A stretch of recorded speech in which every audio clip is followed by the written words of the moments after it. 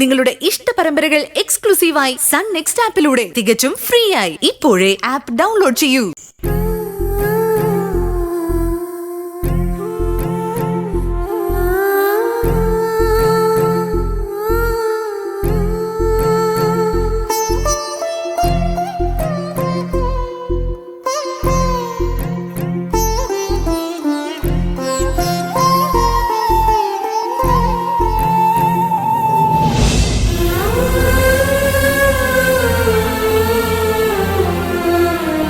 ആ ചേട്ടന് കുഴപ്പം വല്ലതും ഉണ്ടാവോ അച്ഛാ? എനിക്ക് പേടിയാവുക. ഞാൻ പ്രാർത്ഥിക്കാം അച്ഛാ. കൃഷ്ണ ഭഗവാനെ, അമ്മ എന്റെ സങ്കടപ്പെടുത്തല്ലേ. ആ ചേട്ടന് സുഖമാവണേ.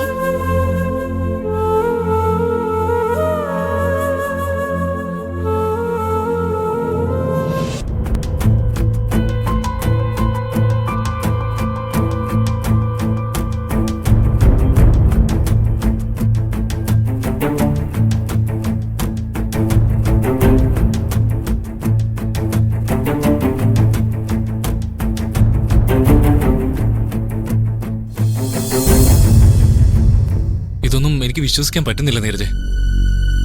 ഞാൻ എന്നും കണ്ടുപഠിച്ചതും കേട്ടുപഠിച്ചതും അമ്മയിൽ നിന്നായിരുന്നു. ഞാനും അങ്ങനെയായിരുന്നു. കുറച്ച് ബഹളമൊക്കെ വയ്ക്കുമായിരുന്നെങ്കിലും എന്റെ മനസ്സിൽ എപ്പോഴും അമ്മയ്ക്കൊരു സ്ഥാനം ഉണ്ടായിരുന്നു. മറ്റൊരു കല്യാണം കഴിയുന്നത് വരെ. നിനക്കറിയാലോ എന്റെ കൂട്ടുകെട്ടുകളൊന്നും നല്ലതായിരുന്നില്ലെന്ന്. ഞാനത് അഡ്മിറ്റ് ചെയ്തിരുന്നു. എന്റെ കൂട്ടുകെട്ടുകളെല്ലാം എല്ലാവർക്കും അറിയാവുന്ന കാര്യമായിരുന്നു. നീ എന്താ പറഞ്ഞു വരുന്നത്? ഒന്നുമില്ല. അമ്മയുടെ മനസ്സിലെ രഹസ്യത്തെ കുറിച്ച് പറഞ്ഞതാ. ഈ പ്രായത്തിലും അമ്മ എത്ര രഹസ്യമായിട്ടാ ഒരാളെ മനസ്സിൽ കൊണ്ട് നടന്നത്. എത്ര ഭംഗിയായിട്ടാ അമ്മ നമ്മളെല്ലാം പറ്റിച്ചത്, നമ്മളെ വിഡ്ഢികളാക്കിയത്. ഓരോ മനുഷ്യന്റെ മനസ്സിലെ രഹസ്യം നമുക്ക് അറിയാൻ പറ്റില്ല. നമ്മുടെ അമ്മയ്ക്കൊരു ജീവിതം വേണ്ടെന്ന് ഞാൻ ഒരിക്കലും പറയത്തുമില്ല. പക്ഷെ ഇത് അതെ, ഈ ബന്ധം എനിക്കും അംഗീകരിക്കാൻ പറ്റുന്നില്ല അയാളുമായിട്ട്. പിന്നെ നീരജ്, ഇനിയൊരു പക്ഷെ നമ്മുടെ അമ്മ ഒരു ട്രാപ്പിൽ പെട്ടുപോയതാണെങ്കിലോ? അങ്ങനെയും ചിന്തിച്ചൂടെ? അതിനും സാധ്യത ഉണ്ടല്ലോ. അല്ലാതെ അമ്മ ഇങ്ങനെ ചെയ്യുമെന്ന് എനിക്ക് തോന്നുന്നില്ല. ഇതാണ് നിന്റെ കുഴപ്പം. നീ വ്യക്തമായിട്ട് ഒരു കാര്യവും മനസ്സിലാക്കുന്നില്ല. ഈ ശിവദാസനെ എനിക്കറിയാം നല്ല വ്യക്തമായിട്ട്. അയാളൊരു ക്രൂക്കഡ് മൈൻഡുള്ളവനാ. അമ്മയ്ക്ക് വേണ്ടി എന്തെല്ലാം കാര്യങ്ങൾ അയാൾ ചെയ്യുന്നത്. അമ്മയുടെ മനസ്സിലേക്ക് എങ്ങനെ കയറണമെന്ന് അയാൾക്ക് നന്നായിട്ട് അറിയാം. അയാള് നല്ല ഭംഗിയായിട്ട് തന്നെ കളിച്ചു. അതിനയാളുടെ മകളെയും കൂട്ടുപിടിച്ചു. കുഞ്ഞിനെ മുന്നിൽ നിർത്തി ഒരുപാട് സെന്റിമെന്റ്സ് വർക്കൗട്ട് ചെയ്തു. അതിലമ്മ വീണു. അതറിയോ നിനക്ക്? എന്തോ എനിക്കിതൊന്നും വിശ്വസിക്കാൻ പറ്റുന്നില്ല. നീ ഒന്നും വിശ്വസിക്കണ്ടടാ. നീ അമ്മക്കുട്ടിയല്ലേ. നീ അങ്ങനെ തന്നെ ഇരുന്നോ. എന്നാ എനിക്കറിയാം അമ്മ. ശിവദാസന്റെ ഭംഗി വാക്കുകളിൽ മയങ്ങി അമ്മയുടെ മനസ്സിൽ നിന്നും നമ്മുടെ അച്ഛന്റെ ഓർമ്മകൾ പോലും പോയി. നിർമ്മലെ, ഞാൻ അമ്മയെക്കുറിച്ച് വൃത്തികേട് പറയുവല്ല. അമ്മയുടെ മനസ്സിൽ ഇതൊരു രഹസ്യ ബന്ധമായിരുന്നു. അത് വ്യക്തമായിട്ട് എനിക്കറിയാം. നീരജെ, മതി, നിർത്ത്. നമ്മുടെ അമ്മ നമ്മുടെ ഭാഗ്യമായിട്ടാണ് എനിക്ക് തോന്നുന്നത്.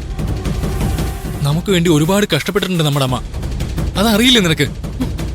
എന്ത് കഷ്ടപ്പാട്! ഇതെല്ലാം എല്ലാ അമ്മമാരും ചെയ്യുന്നതല്ലേ. ഇതെല്ലാം അത്ര വലിയ കാര്യമായിട്ടൊന്നും എനിക്ക് തോന്നുന്നില്ല. പിന്നെ തൽക്കാലം നിനക്ക് ചെയ്യാൻ പറ്റുന്ന ഒരു കാര്യം ഞാൻ പറയട്ടെ. പറഞ്ഞാലും ചെയ്യില്ലെന്നറിയാം. എന്നാലും നീ ഒന്ന് പറഞ്ഞു നോക്ക്. ആ താലി അങ്ങ് ഊരി വെക്കാം. ബന്ധുക്കളുടെയും നാട്ടുകാരുടെയും മുന്നില് നാണക്കേട് ഒഴിവാക്കാൻ വേണ്ടിയാ. വേണമെങ്കിൽ രഹസ്യമായിട്ട് അവര് കണ്ടോട്ടെ. അങ്ങനെ നടക്കേണ്ട പ്രായം കഴിഞ്ഞു പോയി അമ്മയ്ക്ക്. ഇതിൽ വേറെ എന്തോ ഉണ്ട് നീ അറിയാത്തത്, നമ്മൾ അറിയാത്തത് എന്തോ. ഒന്നുമില്ല. ഇത് അമ്മയ്ക്കൊരു കൂട്ട് വേണമെന്ന് അമ്മ ചിന്തിച്ചു. മൂത്ത മോളുടെ കല്യാണം കഴിഞ്ഞല്ലോ. പിന്നുള്ളത് ഞാനാ. എന്റെ ജീവിതം ഇങ്ങനെയായി. അത് നശിച്ചു പോവും. പിന്നെ ഉള്ളത് 2 ആൺമക്കള്. അവരെങ്ങനെയെങ്കിലും ജീവിച്ചോളൂ എന്ന് അമ്മയ്ക്ക് അറിയാം. നീ ഈ സംസാരം ഒന്ന് നിർത്ത്. ഇങ്ങനെ നീട്ടിക്കൊണ്ട് പോകണ്ട. അലോക് ഹോസ്പിറ്റലിലാണ്. നമുക്ക് അവനെക്കുറിച്ച് മാത്രം ചിന്തിക്കാം, പ്രാർത്ഥിക്കാം. ആ പ്രാർത്ഥന എനിക്കും ഉണ്ട്. ഞാൻ പറഞ്ഞതിനെ കുറിച്ച് നീ ഒന്ന് ചിന്തിക്കേ. കഴിയുമെങ്കിൽ ആ താലി ഊരി ആ ബന്ധം ഒന്ന് അവസാനിപ്പിക്കാൻ പറ. അയാള് നമ്മുടെ കുടുംബത്തെ നശിപ്പിക്കും. അതിനുള്ള കയറാ അയാള് നമ്മുടെ അമ്മയുടെ കഴുത്തിൽ കെട്ടിയിരിക്കുന്നത്. അത് ഊരിക്കളയാൻ പറ.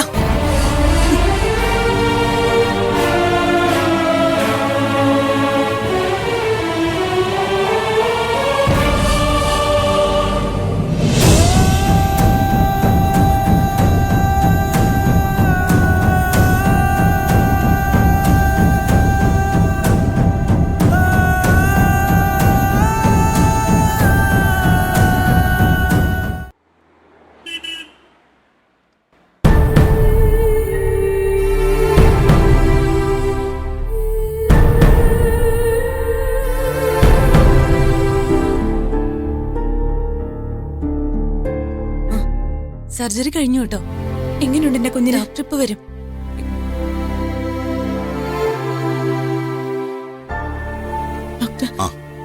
ഡോക്ടർ, എന്റെ മോന് നന്ദിതയ്ക്ക് എന്റെ മുഖത്തു നിന്ന് വായിച്ചെടുക്കാൻ പറ്റുന്നില്ലേ? ഇന്നച്ച കുഴപ്പമൊന്നുമില്ല അല്ലേ? ചിലരുടെ പ്രാർത്ഥനകൾ ഈശ്വരൻ പെട്ടെന്ന് കേൾക്കും. അപ്പോ ആ ശക്തി നമ്മുടെ കൈകളിലേക്ക് വരും. അതാണ് ഈ ഡോക്ടർമാർക്ക് കൈപ്പുണ്യമുണ്ടെന്നൊക്കെ പറയുന്നത്. സത്യത്തിൽ അത് വേണ്ടപ്പെട്ടവരുടെ പ്രാർത്ഥനയൊക്കെ തന്നെയാണ്. അവനൊന്ന് നടക്കാറായാ മതി. ഞാൻ പ്രതീക്ഷിച്ചതിലും മുന്നേ സർജറി കഴിഞ്ഞു. അപ്പൊ മനസ്സിലായില്ലേ നന്ദിതയ്ക്ക്? നമ്മൾ പേടിച്ചതുപോലെ ബോണിലേക്ക് പൊള്ളലേറ്റിട്ടുണ്ടായിരുന്നില്ല. ബട്ട് സിറ്റുവേഷൻ ഡേഞ്ചർ തന്നെയായിരുന്നു. എന്തായാലും മോന് പൊയ്ക്കാലി നടക്കേണ്ടി വരില്ല. ഈശ്വരനാ ഡോക്ടറെ ഇവിടെ കൊണ്ടുവന്നത്. ഇല്ലെങ്കിൽ നഷ്ടപ്പെട്ടു പോയേനെ എന്റെ മോന്റെ കാൽപാദം. ഇവിടുന്ന് ഡോക്ടർ മാത്യൂസും മറ്റു ഡോക്ടേഴ്സും മുൻപേ വിളിച്ചതാണ് ഇതേ കേസിന്. അപ്പൊ തിരക്ക് കാരണം ഞാൻ ഒഴിവായതാ. പിന്നെ എന്നെ വിളിക്കുന്നത് ശിവദാസ് ആണ്. അയാളെ എനിക്ക് ഒരുപാട് കാലം മുമ്പേ അറിയാം. പറഞ്ഞു വന്നത് എന്താണെന്ന് വെച്ചാൽ ഈശ്വരനായിട്ട് എന്നെ ഇവിടെ കൊണ്ടുവന്നത് ശിവദാസ് ആണ്. ഒരുപക്ഷെ അത് ഭാഗ്യം കൂടെ ആവാം. എന്റെ കഴിവല്ല. കൃത്യസമയത്ത് എനിക്കിവിടെ എത്താൻ കഴിഞ്ഞത് അത് ശിവദാസിന്റെ മാത്രം കഴിവാണ്. ചില കാര്യങ്ങൾ അങ്ങനെയാണ്. അപ്രതീക്ഷിതമായ അത്ഭുതങ്ങൾ സംഭവിക്കും. ചിലതല്ലാതെയാവും. ഞാൻ അറ്റൻഡ് ചെയ്ത ഭൂരിഭാഗം കേസുകളും റിക്കവറി ആയിട്ടുള്ളതാണ്. പക്ഷേ പരാജയപ്പെട്ടതുകൊണ്ട്. അപ്പൊ 100% പൂർണ്ണനല്ല ഒരു ഡോക്ടറും. ചില സമയം ചില നിമിത്തം നമ്മളിൽ വന്നു ചേരും. അതാ പേഷ്യന്റിന്റെ നല്ല സമയത്തായിരിക്കും. ഇവിടെയും അത് സംഭവിച്ചു എന്ന് മാത്രം വിചാരിച്ചാൽ മതി. എന്തായാലും മോനെ നടത്തിക്കാൻ കഴിയുമെന്ന് എനിക്ക് ഉത്തമ ബോധ്യമുണ്ട്. വളരെയധികം കെയർ ചെയ്യണമെന്ന് മാത്രം. കുറച്ചു കാലത്തേക്കെങ്കിലും വീൽ ചെയർ വേണ്ടിവരും. അതുപോലെ കെയർ ചെയ്യേണ്ടിയും വരും. അതൊന്നും സാരില്ല. എത്ര കാലം വേണമെങ്കിലും വീൽ ചെയറിൽ ഇരുന്നോട്ടെ. എന്റെ മോനെ ഞാൻ നോക്കിക്കോളാം. രക്ഷപ്പെട്ട് കിട്ടിയല്ലോ. അത് കഴിഞ്ഞ് അവൻ നടന്നു തുടങ്ങുമല്ലോ. അത് മതി. അത് മാത്രം മതി എനിക്ക്. സർജറി സക്സസ് ആണെന്ന് ശിവദാസിനൊന്ന് അറിയിച്ചേക്കൂ. രക്ഷപ്പെടുത്തണമെന്ന് അത്രയ്ക്ക് അയാൾ എന്നോട് പറഞ്ഞിട്ടുണ്ടായിരുന്നു.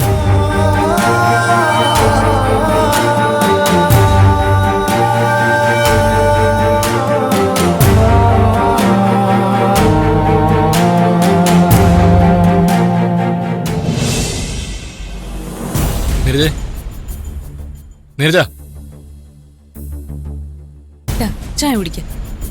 എനിക്കിപ്പോ ചായ ഒന്നും വേണ്ട. എത്രയും പെട്ടെന്ന് ഹോസ്പിറ്റലിലേക്ക് എത്തിയാൽ മതി. നീ ഒരു വെള്ളം പോലും കുടിക്കാതെ അങ്ങോട്ട് ഓടിയിട്ട് എന്താ കാര്യം? അവിടെ സർജറി കഴിയാൻ ഇനിയും സമയം എടുക്കും. 10 മണിക്കൂർ എന്നാ ഡോക്ടർ പറഞ്ഞത്. നമുക്ക് ഊഹിക്കാലോ 10-12 മണിക്കൂർ എടുക്കൂന്ന്. നിനക്കിതൊന്നും പറഞ്ഞാൽ മനസ്സിലാവാത്തത് എന്താ നീരജെ? ഞാൻ എന്തുമാത്രം പേടിച്ച ബാംഗ്ലൂരിൽ നിന്ന് പുറപ്പെട്ടെന്നറിയാമോ? എന്താ ഇവിടെ സംഭവിച്ചെന്നറിയില്ല. നെഞ്ചി പഞ്ഞു വെച്ച കത്തുമായിരുന്നു. നീ പറഞ്ഞതുകൊണ്ട് മാത്രമാണ് ഇന്നലെ രാത്രി ഞാൻ ഹോസ്പിറ്റലിലേക്ക് പോകാഞ്ഞത്. ഇനി എനിക്ക് അവിടെ ചെന്നാൽ ഒരു മനസമാധാനം കിട്ടും. ആയിക്കോട്ടെ, നിനക്ക് സമാധാനം ഉണ്ടാവുമെങ്കിൽ പുറപ്പെടാം. ഏതായാലും ഈ ചായ കുടിക്ക്. അതുകൊണ്ട് ഇപ്പൊ ഒന്നും സംഭവിക്കില്ലല്ലോ.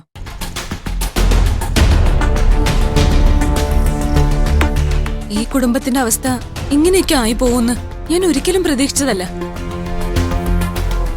ഇങ്ങനെ ഓരോ ദുരന്തങ്ങൾ ഉണ്ടാവുമെന്ന് ചിന്തിക്കാൻ പറ്റുന്നതാണോ? എല്ലാത്തിനും കാരണം നമ്മുടെ അമ്മയാണോന്ന് ഓർക്കുമ്പോഴാ. ഇന്നലെ ഞാൻ വന്നപ്പോ മുതൽ നീ പറയുന്നതാ. ഇനി പറയണ്ട.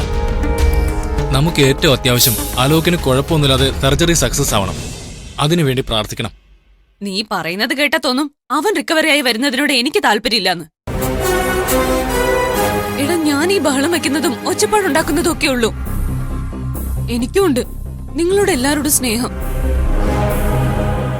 പക്ഷെ നിങ്ങളെല്ലാം പ്രകടിപ്പിക്കുന്നത് പോലെ എനിക്ക് പ്രകടിപ്പിക്കാൻ അറിയില്ല. അമ്മയെ പോലെ അഭിനയിക്കാനും അറിയില്ല. അമ്മ അങ്ങനെ നമ്മുടെ അടുത്ത് കള്ളം കാണിക്കുന്നു ഞാൻ വിശ്വസിക്കുന്നില്ല. എന്തോ അബദ്ധം പറ്റിയിട്ടുണ്ട് അമ്മയ്ക്ക്. അത് മാത്ര എന്റെ മനസ്സിൽ. അല്ലാതെ കുറ്റപ്പെടുത്താൻ ഞാൻ തയ്യാറില്ല.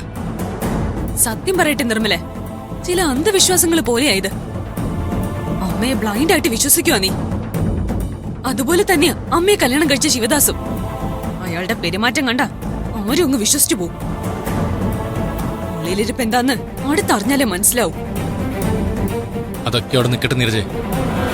അലോക്ക് സുഖമായിട്ട് ഇറങ്ങട്ടെ.